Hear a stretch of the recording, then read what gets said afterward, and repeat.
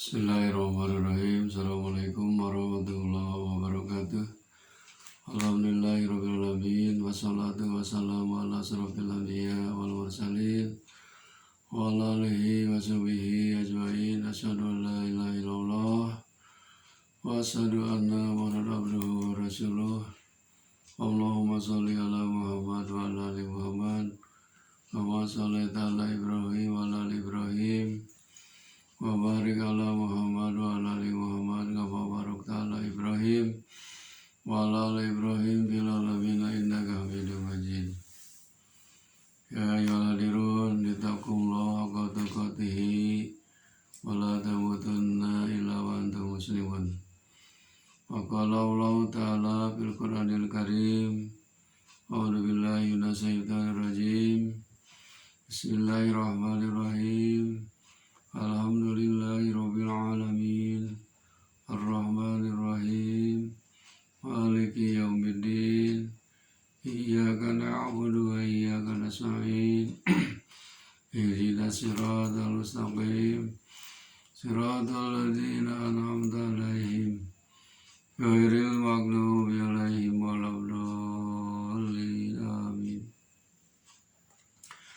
Saudara-saudaraku yang dirahmati Allah Subhanahu wa taala, pertama-tama marilah kita panjatkan puji syukur kita kepada Ilahi Rabbi yang mana Allah Subhanahu wa taala telah memberikan nikmat yang paling besar kepada kita, yaitu nikmat iman, nikmat Islam, dan nikmat sehat. Juga nikmat-nikmat yang lainnya. Mudah-mudahan kita semua ini bisa mensyukuri segala macam nikmat yang telah diberikan oleh Allah kepada kita. Amin ya Allah ya Rabbal alamin. Salawat serta salam mudah-mudahan dilimpahkan kepada Jin alam Habibana Nabiyana Muhammad sallallahu alaihi wasallam, juga kepada keluarganya, para sahabatnya, dan tidak lupa kepada kita sebagai umatnya. Amin ya Allah ya Rabbal alamin. Hadirin rahimakumullah, dalam mukadimah tadi saya bacakan Al-Quran surah Al-Fatihah sebanyak 7 ayat, yang mana surat Al-Fatihah ini merupakan surat pembukaan atau umul kitab, induknya kitab-kitab yang lain. Al-Fatihah ayatnya ada 7 ayat, diturunkannya di kota Mekah. Juga surah Al-Fatihah ini merupakan surat yang harus dibaca setiap sholat, baik itu sholat wajib ataupun sholat sunnah. Kalau sholat tanpa bacaan surat Al-Fatihah, maka sholatnya tidak sah, tidak akan diterima, sebab merupakan rukun sholat. Untuk itu saya akan mencoba menjelaskan sekelumit tentang surat Al-Fatihah. Setiap surat pasti diawali dengan kalimat Bismillahirrahmanirrahim, kecuali satu surat yang tidak memakai kalimat Bismillahirrahmanirrahim, yaitu Baroah. Bismillahi dengan menyebut nama Allah, Ar-Rahmanin Ar-Rahim, yang Maha Pengasih dan Maha Penyayang. Kalimat Bismillahirrahmanirrahim ini, kalau kita teliti, kalau kita tafakuri, kalau kita hayati, hurufnya ada 19 huruf. Di antaranya Bismi sudah 3 huruf. Kemudian Allahi itu 4 huruf, Ar-Rahmani itu 6 huruf, Ar-Rahim 6 huruf. Jadi jumlahnya 19 huruf. Bismi artinya dengan menyebut nama Allah. Segala sesuatu pekerjaan baik itu menurut hadis Rasulullah SAW harus diawali dengan bacaan basmalah, yaitu kalimat Bismillahirrahmanirrahim. Kenapa? Karena semua perbuatan yang baik kita harus pasrah semuanya atas nama Allah. Dengan atas nama Allah pasti kita tidak akan tergelincir kepada perbuatan salah, dosa dan maksiat, karena diawali dengan kalimat dengan nama Allah, bukan dengan nama atas nama-nama yang lain, atas nama Allah. Siapa Allah itu? Allah itu Ar-Rahman, yang Maha Pengasih. Sifat Allah Ar-Rahman Ar-Rahim. Allah mempunyai sifat Maha Pengasih. Ar-Rahman Maha Pengasih. Allah mengasih segala macam nikmat kepada semua makhluk, tidak pandang bulu, baik itu orang yang beriman, orang yang kafir, munafik, fasik, zalimin, musyrikin, oleh Allah dikasih, tidak pandang bulu. Rahmat Allah ini tidak ada bandingannya dengan rahmatnya manusia. Malahan binatang pun, makhluk yang lain pun dikasih oleh Allah SWT, dikasih umur, dikasih rezeki, dikasih segala-galanya. Jadi semua makhluk ciptaan Allah oleh Allah dikasihi, termasuk rezeki. Allah berfirman dalam Quran surat Hud, "Wa ma min dabatin fil ardi illa 'alallahi rizquha." Semua yang melata di muka bumi maka oleh Allah dikasih rezeki. Itulah sifat rahman Allah di dunia ini. Ar-Rahim, Allah itu penyayang. Penyayang itu akan diberikan penuh nanti di alam akhirat. Ini khusus bagi orang-orang yang beriman dan beramal soleh. Kalau di dunia cuma Rahman saja. Ar-Rahim yang 99 nikmat Allah akan diberikan semuanya. Kasih sayang Allah, nikmat Allah di dunia ini diberikan hanya satu. Sedangkan nikmat Allah itu semuanya ada 100. Yang satu ini diperebutkan oleh semua makhluk, termasuk kita manusia, jin, hewan, dan lain sebagainya.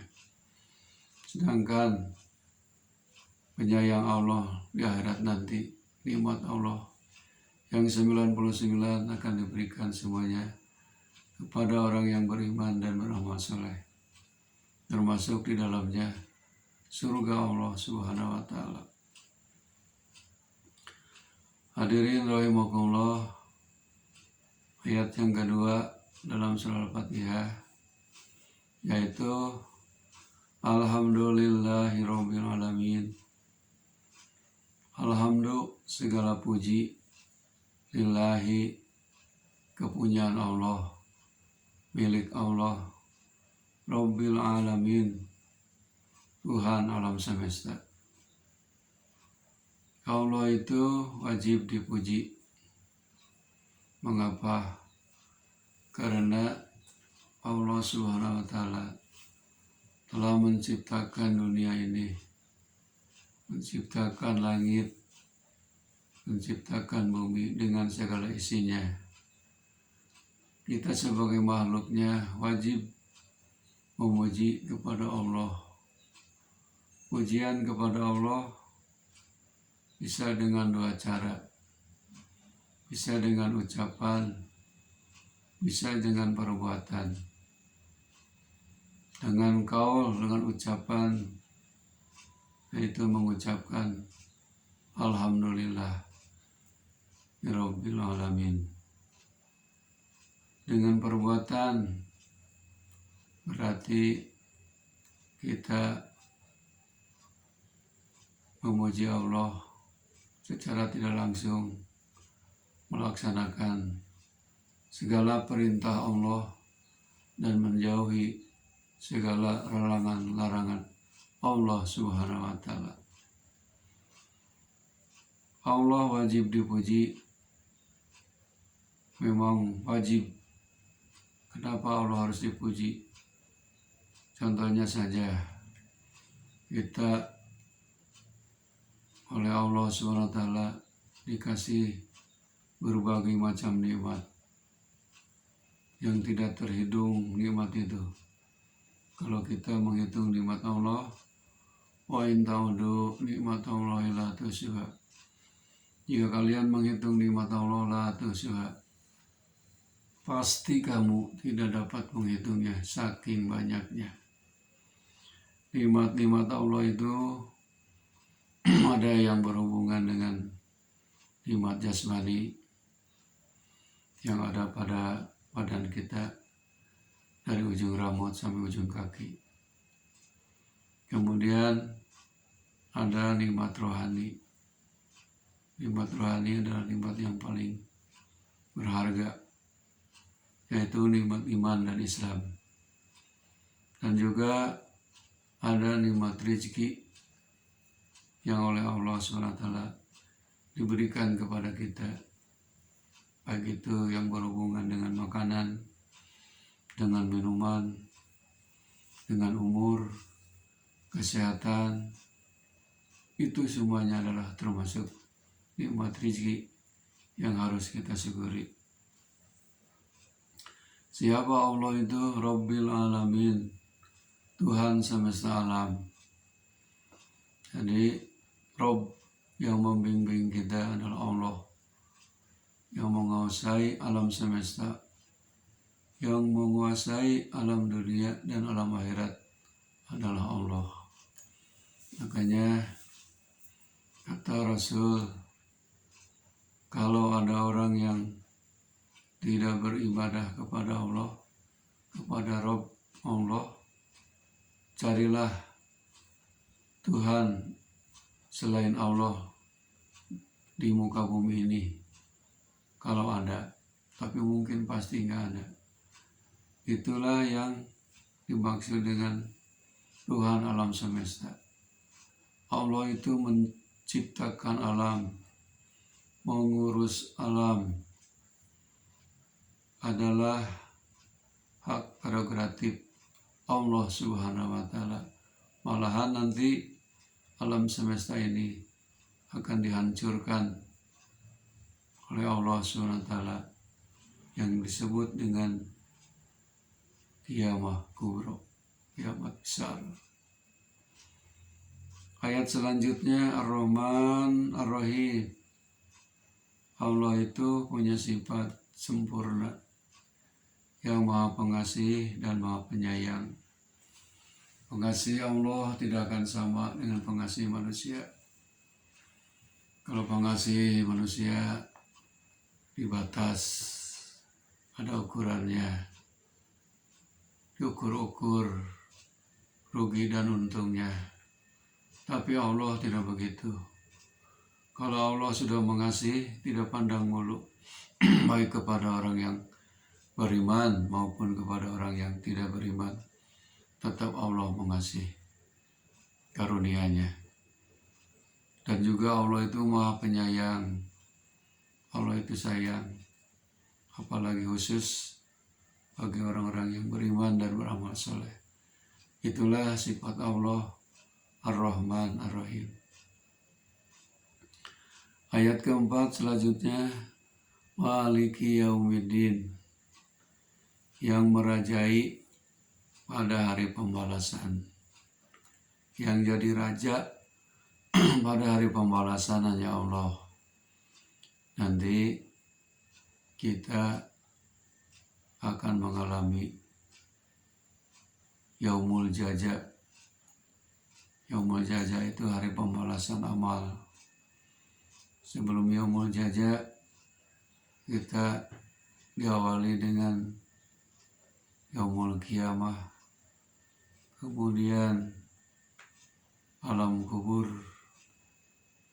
setelah itu Yaumul Ba'as, hari dibangkitkan, kemudian Yaumul Mahsyar, dikumpulkan manusia seluruhnya, sejak Nabi Adam alaihissalam sampai umat Nabi Muhammad SAW. Untuk apa dikumpulkan? Untuk diminta pertanggungjawaban waktu hidup di dunia.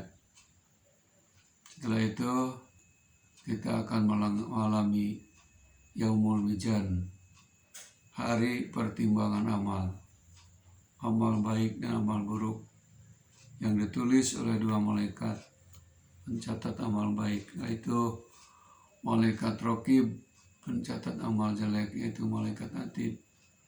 Tulisan kita, buku kita akan ditimbang oleh Allah SWT.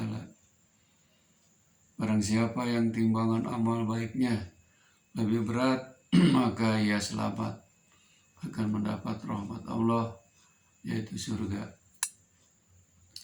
Dan barang siapa yang timbangan buruk, jeleknya lebih berat daripada timbangan baiknya, itulah orang celaka, maka akan dimasukkan ke dalam siksa, yaitu api neraka. Alhamdulillah min dzalik. Setelah itu Yaumul Hisab, hari pembalasan atau hari perhitungan, dihitung segala macam amal kita. Innallaha huwa sari'ul hisab. Innallaha sari'ul hisab. Sesungguhnya Allah sangat cepat menghisab amal kita, tidak dibantu oleh siapapun. Amal manusia sedunia dari mulai Nabi Adam alaihissalam diperhitungkan oleh Allah. Siapa yang hisabannya lebih panjang dan lebih banyak, maka akan berat. Makanya kita suka berdoa, mudah-mudahan di Yaumul Hisab nanti diringankan hisaban kita. Amin ya Allah ya Rabbal Alamin. Yang merajai pada hari pembalasan, tidak ada lagi raja-raja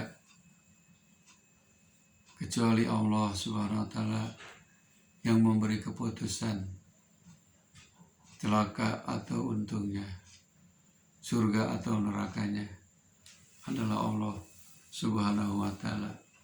Itulah hari pembalasan.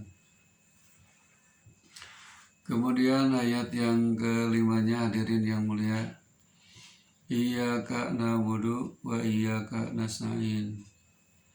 Hanya kepada Engkau kami mengabdi, hanya kepada Engkau kami beribadah, dan hanya kepada Engkau kami minta pertolongan.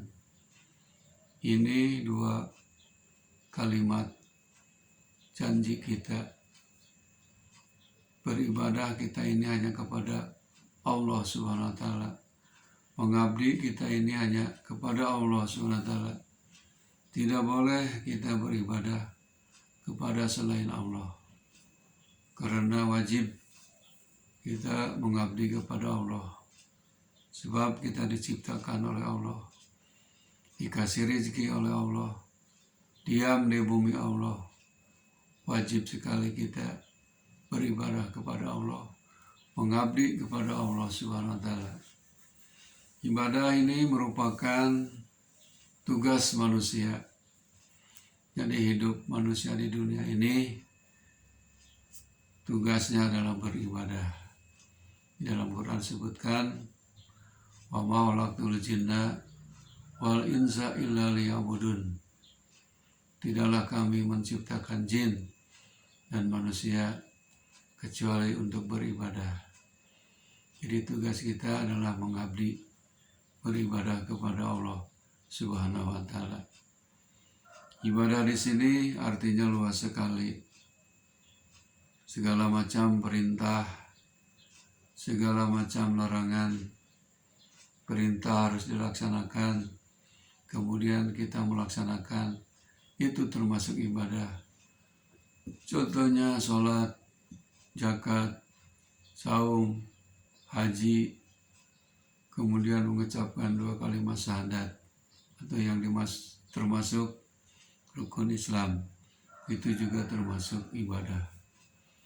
Ibadah melalui ucapan dan ibadah melalui perbuatan, banyak sekali ibadah-ibadah yang ditugaskan kepada kita. Contohnya saja sholat 5 waktu, mengabdi kepada Allah sehari semalam 5 waktu, zuhur, asar, maghrib, isya, dan subuh, wajib kita lakukan. Itu sebagai pengabdian kepada Allah, karena sholat merupakan perintah Allah Subhanahu wa ta'ala. Kalau kita beribadah ke selain kepada Allah, beribadah, mengabdi, menghamba kepada hawa nafsu, menghamba kepada setan, menghamba kepada gunung dan lain sebagainya, itu adalah perbuatan syirik. Orangnya disebut musyrik. Musyrik itu adalah dosa yang paling besar, menyembah selain kepada Allah, menyekutukan Allah, hukumnya dosa besar. Makanya kita dilarang, tidak boleh kita mengabdi, beribadah ke selain Allah Subhanahu wa ta'ala. Wa iyyaka nasta'in, dan hanya kepada Engkaulah kami memohon, minta pertolongan. Selain kita ibadah, yang lain termasuk memohon, berdoa, meminta pun harus kepada Allah Subhanahu wa ta'ala. Sebab Allah itu segala macam nikmat ada. Sifat Allah itu Rahman Rahim, Ar-Razzaq, Al-Ghafur, Al-Jabbar, Al-Qahar, As-Samad. Tempat memohon, tempat meminta, tempat memberi rezeki adalah Allah. Maka bermohonlah kepada Allah.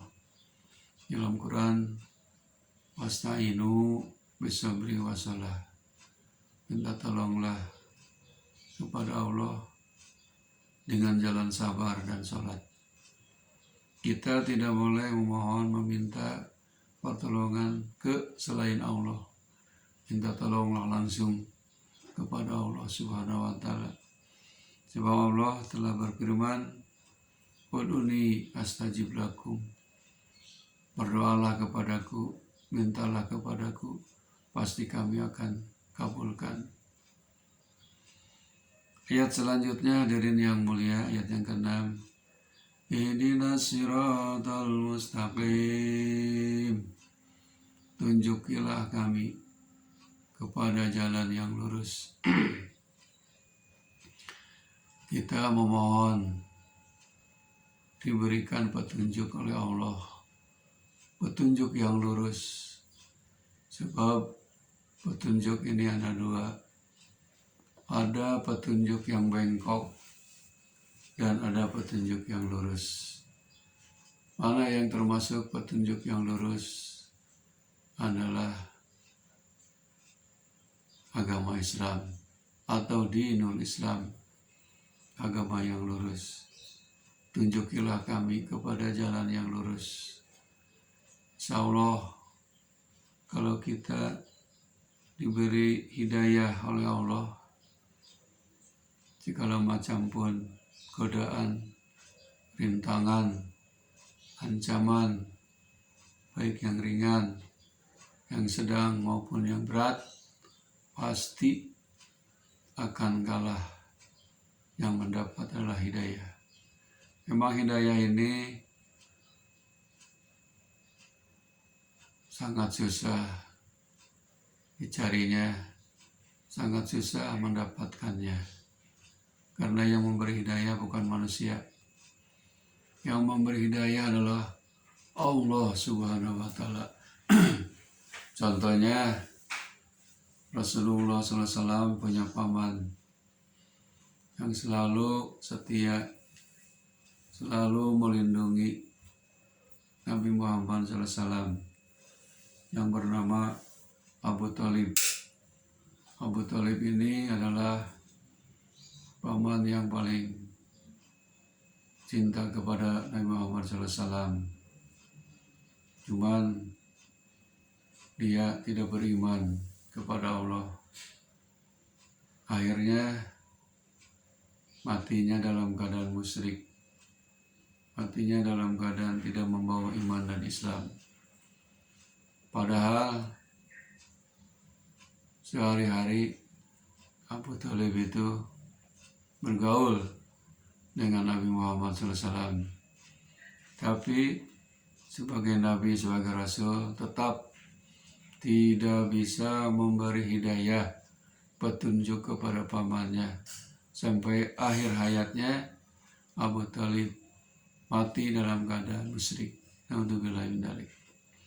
Jadi hidayah itu adalah hak prerogatif Allah Subhanahu wa Ta'ala. Kalau oleh Allah udah dikasih hidayah, yang asal mulanya manusia itu banyak berbuat dosa, berbuat maksiat, pas di ujung hidupnya dia bertobat, kemudian dia rajin beribadah. Itu yang disebut hidup husnul khotimah, di ujung yang baik. Jadi hidayah ini memang yang memberikan hanya Allah. Manusia tidak dapat memberi hidayah. Jalan yang mana? Al-mustaqim, yang lurus. Malahan dalam hadis Rasulullah SAW ada yang disebut jembatan sirat. Namanya jembatan Siratul Mustaqim. Nanti di yaumul akhir kita semua akan mengalami melalui jembatan sirat. Jembatan itu ada yang mengungkapkan kecilnya seperti rambut di belah 7, tajamnya seperti tajamnya pedang. Bayangkan oleh kita meniti, menyeberang melalui itu. Tapi bagi orang-orang yang beriman dan beramal soleh, selamat. Tapi bagi orang yang kafir pasti akan celaka, susah payah. Hadirin yang mulia, ayat yang ke-7-nya, Siratal ladzina an'amta 'alaihim ghairil maghdubi 'alaihim waladdallin. Amin. Yaitu jalannya orang-orang yang telah Engkau beri nikmat atas mereka, para nabi, para rasul, para solehin, para syuhada. Mereka itu semuanya adalah orang yang mendapat petunjuk dari Allah, jalan yang lurus. Kita juga menginginkan seperti mereka, jalannya orang-orang yang Allah telah beri nikmat kepada mereka, yaitu nikmat iman dan nikmat Islam. Sebab kalau kita meninggal dalam keadaan membawa iman dan Islam, itu artinya kita berarti meninggal dalam keadaan husnul khotimah. Tapi sebaliknya, kalau kita wafat atau meninggal atau mati tidak membawa iman dan Islam, berarti matinya dalam keadaan kufur atau musyrik, itu dalam keadaan su'ul khotimah, mati di ujung yang jelek. Naudzubillahi min dzalik. Hadirin rahimakumullah, jalan yang lurus itu adalah ghairil maghdubi, jalan yang tidak dimurkai Allah. Islam itu bukan dimurkai, diridhoi. Maghdub dimurkai. Kalau jalan yang tersesat, jalan setan, itu maghdub, dimurkai, dibenci, dilaknat oleh Allah. Orang-orang yang dulu beriman dan amal saleh, para syuhada, para sholihin, para nabi, para rasul, itu adalah menelusuri jalan yang lurus, jalan yang dimurkai, bukan jalan yang dimurai, walabdolin, dan bukan jalan yang tersesat. Jadi kalau kita contohnya saja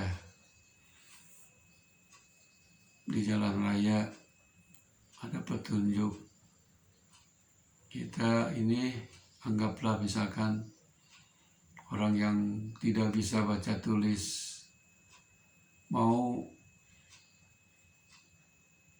safar atau berjalan, misalkan mau ke Surabaya, sudah nyampe di terminal, misalkan terminal A, kita tidak tahu bis yang mana yang jurusan Surabaya, sebab kita tidak bisa membaca. Mau bertanya malu, gengsi. Akhirnya naik ke bis, terus duduk. Ternyata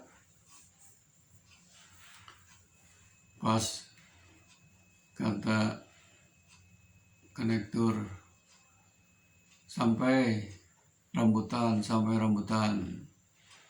ternyata bukan ke Surabaya, tapi naiknya salah jurusan Jakarta.